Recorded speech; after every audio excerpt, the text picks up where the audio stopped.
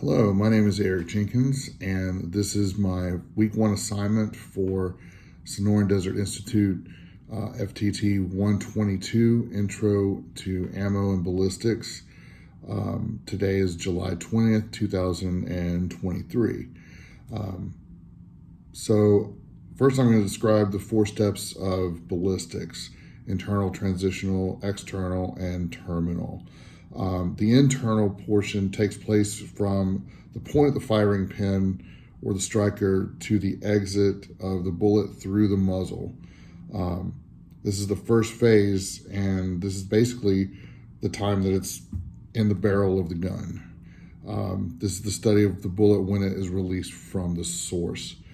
In between the internal and external, we have the transitional time. This is also known as the intermediate period. This is the study of the behavior from when it begins to move from the time the pressure in the casing equalizes and the bullet leaves the barrel. Then we get to the external portion. The external is basically what it says. It's when the bullet exits the muzzle of the firearm to the point that it impacts the target. And the study of this is basically the path of the projectile. So from the time it leaves the muzzle to the time that it impacts with the target, this is the external step, external ballistics. Finally, we have terminal ballistics, which directly after the point of impact, this is from leaving the external phase.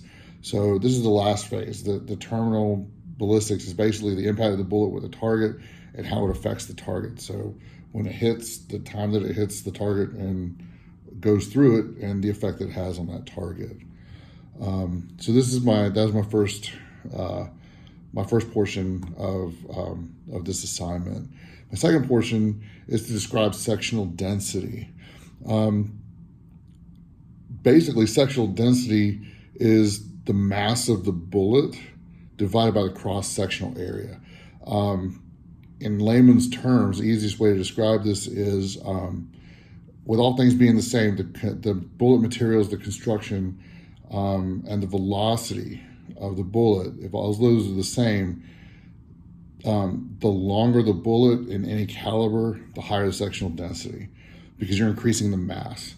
So what this means is, basically, the longer your bullet, the higher sectional density and the better chance for deeper penetration.